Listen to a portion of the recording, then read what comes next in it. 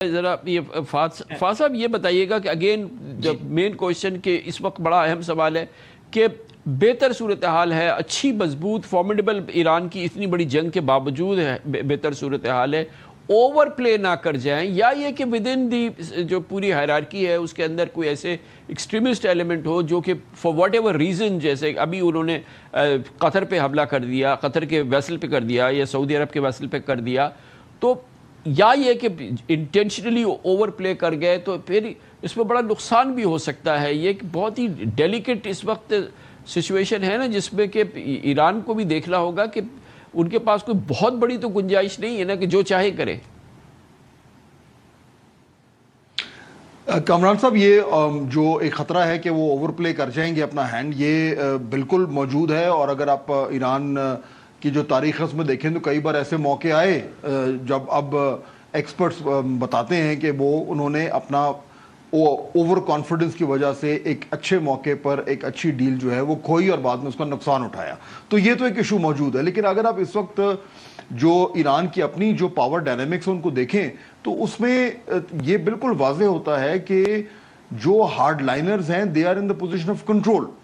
جو supreme leader کا جو ایک ٹریڈیشنل رول تھا آیت اللہ علی خامنائی کے زمانے میں، وہ تو اب ان کے صاحبزادے جو ہیں وہ تو منظر عام پہ ہیں نہیں، اور جو آئی آر جی سی ہے اس کے بارے میں کہا جاتا ہے کہ وہ اس وقت ان کا پلڑا بھاری ہے جو ایرانین پاور سٹرکچر ہے، اور جو پریگمیٹسٹ ہیں جنہوں نے زور لگا کر اور یہ ایم او یو کروایا ہے، ان کی پوزیشن اتنی زیادہ مستحکم نہیں ہے۔ اور اس میں یہ بھی ہمیں میرے خیال میں ذہن میں رکھنا چاہیے کہ جب وہ ایم او یو فائنل ہوا تھا تو مجتبیٰ خامنئی صاحب کا ایک بیان بھی آیا تھا کہ میری اپنی رائے تو یہ نہیں تھی، لیکن کیونکہ اکثریت نے کہا تو میں اس کو لے جانے کو تیار ہوں۔ تو یہ جو ایک اس ٹائم جو ایک پبلک اوپینین وہاں پہ کہا جاتا ہے کہ جی ہم تو جنگ جیتے ہیں تو ہم کیوں پیچھے ہٹیں، یہ وہاں پہ موجود ہے۔ اور اسی وجہ سے شاید یہ خطرہ جس کا آپ حوالہ دے رہے ہیں کہ اس کانفیڈنس کی وجہ سے وہ کہیں معاملات کو اوور پلے نہ کر جائیں۔ لیکن ہیونگ سیڈ دیٹ، یہ نقطہ میرے خیال میں بالکل اعجاز صاحب کا جائز ہے کہ ایران کو یہ بھی معلوم ہے کہ امریکہ ان کو شکست نہیں دے پایا، اور امریکہ اور اسرائیل کے پاس اب اور کوئی آپشن ہے بھی نہیں، پلان بی یا پلان سی تو ہے نہیں۔ اگر وہ جنگ شروع بھی کر دیتے ہیں تو وہ کیا اہداف حاصل کر پائیں گے جو پچھلے 3 مہینے میں وہ نہیں کر پائے۔ تو اس لیے ایران کو اپنا ایک ڈومیننٹ جو ہے وہ پوزیشن کو لیوریج تو کرنا ہے، اور اگر وہ لیوریج اسٹریٹ آف ہرموز میں کھو دیتے ہیں تو پھر آگے ان کے لیے مسئلہ ہوگا۔ اب یہ بالکل ڈیلیکیٹ ایک موقع ہے، کچھ بھی ہو سکتا ہے، لیکن میرے خیال میں امریکہ کو بھی پتا ہے کہ اس کے پاس بھی زیادہ آپشن نہیں ہے، چنانچہ گھوم پھر کر آپ نے واپس آنا ایم او یو کے اوپر ہی، اور اسی کے اوپر بیٹھ کر پھر مذاکرات آگے بڑھانے۔ اعجاز صاحب، یہ کتنی اہم ہے بات آپ کے نزدیک کہ جو اس وقت سپریم لیڈر ہیں مجتبیٰ خامنئی، وہ کبھی نظر نہیں آئے ہیں، ایک بار بھی ان کی کوئی جھلک کسی بھی انداز سے نہ ایرانین گورنمنٹ نے کوئی ایسی جو کرنٹ اس وقت سیٹ اپ ہے اس نے کوئی ایسی کوئی کوشش کی، نہ کوئی ایسی کوئی جھلک ہوئی، نہ کوئی ایسی کوئی بات ہوئی۔ obviously and he is the central figure، وہیں پہ فیصلے ہوتے ہیں، اور جو میڈیشن وغیرہ ہو رہی ہے اس میں بھی جو تاخیر ہوتی ہے وہ اس وجہ سے کہ پیغام جو ہے وہ ان تک پہنچتا ہے اور شاید اس میں 1 سے زیادہ دن لگ جاتا ہے، پھر پیغام وہاں سے واپس جواب آتا ہے تو اس میں بھی شاید 1-2 دن لگ جاتے ہیں۔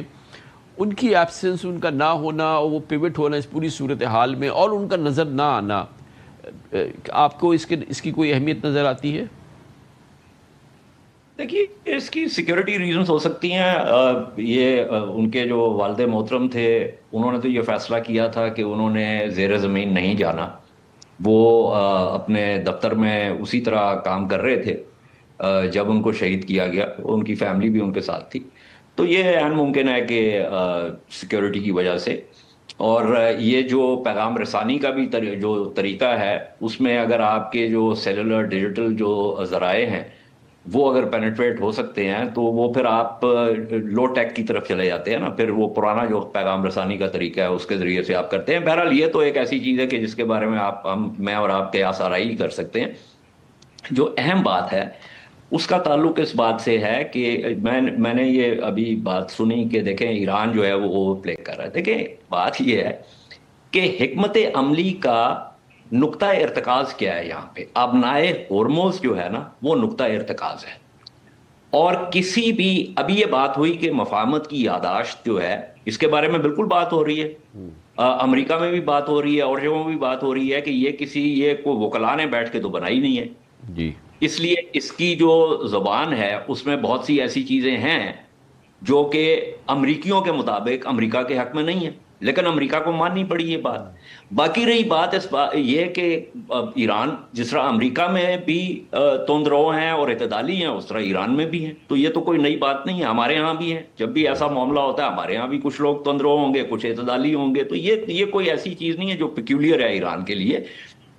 جو بنیادی نقطہ سمجھنے کی ضرورت ہے وہ یہ ہے کہ ہرموز جو ہے وہ ترک کا پتہ ہے. اور مجھے تو تاش کھیلنی آتی نہیں، لیکن یقیناً آپ کو اور آپ کے جو باقی جو مہمان ہیں ان کو آتی ہے، اور وہ یقیناً اس بات سے اتفاق کریں گے کہ ترک کا پتہ تو کوئی ہاتھ سے نہیں جانے دیتا. تو اچھا ایک اور بھی اہم چیز ہے، یہ بات بار بار ہو رہی ہے کہ 3 ٹینکرز پر حملہ ہوا. یہ بات کہیں سے نہیں آئی کہ ان ٹینکرز کو نقصان کتنا پہنچا ہے. اس کی وجہ یہ ہے کہ دیز آر وارننگ شاٹس. اس کو آپ کہتے ہیں کیلیبریٹڈ ایسکیلیشن. اور یہ ایک پیغام رسانی کا طریقہ ہوتا ہے کہ جس میں آپ کہتے ہیں کہ اگر آپ نے یہ آبی گزرگاہ جس کے بارے میں ہم آپ کو بار بار یہ کہہ چکے ہیں کہ آپ یہاں سے بحری جہاز نہیں گزاریں گے، اگر آپ اس کو استعمال کریں گے اور امریکہ کے کہنے پر اور امریکہ کی ہلا شیری دینے پر کریں گے تو پھر اس کا نتیجہ یہ ہوگا. لیکن ہم آپ کو وارننگ شاٹس جو ہے وہ کر رہے ہیں. تو ایک بات. دوسری بات یہ ہے کہ ہمیں ہماری جو حکمت عملی پاکستان کی ہمیشہ رہی ہے نا، یہ ایک علیحدہ اس کے اوپر کبھی آپ پروگرام کریں تو یہ بھی ایک بہت دلچسپ پروگرام ہو سکتا ہے کہ ہم نے جو جنگیں لڑی ہیں نا، ہماری ہمیشہ سے کوشش ہوتی ہے کہ جی 8-10 دن کے بعد جو ہے ایک تیسرا فریق آ جائے اور کسی طرح صلح صفائی ہو جائے. یہ ایران اس طرح کی جنگ نہیں لڑتا. اور ایک اور اہم چیز، ایران ایک طویل جنگ لڑ رہا ہے اور اس جنگ کے اندر بے شمار مارکے ہیں، ان میں سے یہ ایک مارکا ہے. تو اعجاز صاحب دیکھیں، طویل جنگ ضرور لڑ رہا ہے لیکن 49 سال ہو گئے نا سر. 49 سال ہو گئے سر. جی ارشاد ارشاد. میں صرف یہ کہہ رہا ہوں کہ یہ جو مفاہمت کی یاداشت ہے اور اس کے آگے جو بات چیت ہوگی نا، یہ ایک مہلت ہے، یہ کوئی تصفیہ نہیں ہے. کس کے جو ساختیاتی عوامل ہیں نا اس کے بیچ میں تو جو ابھی ایک وہ فریق، وہ سانپ جو باغ عدن میں بیٹھا ہوا ہے، جو صہیونی ریاست ہے، وہ تو ابھی اس میں شریک ہی نہیں ہے. اور جو امریکہ لبنان کے اندر صہیونی ریاست اور لبنان کی حکومت کا جو معاہدہ کرانا چاہ رہا ہے کہ جس کے اندر سے حزب اللہ کو دودھ میں سے مکھی کی طرح نکالا جائے، وہ تو پوری کوشش ہے کہ لبنان دوبارہ خانہ جنگی کی طرف جائے. اور یہی خواہش جو ہے وہ صہیونی ریاست کی ہے، خواہ وہ صہیونی ریاست جو ہے وہ نیتن یاہو چلا رہا ہو، خواہ یہ آگے سے بینٹ آ جائے یا کوئی اور آ جائے. تو اس بات، یہ تمام جو معاملات ہو رہے ہیں نا، ان کو آپ نے نیرو فوکس نہیں، اس کا ایک براڈر فوکس ہے. ایران نے اگر اس وقت ہرمز کے اوپر کمزوری دکھائی تو پھر آگے کی جو بات چیت ہوگی اس میں بھی پھر اس کو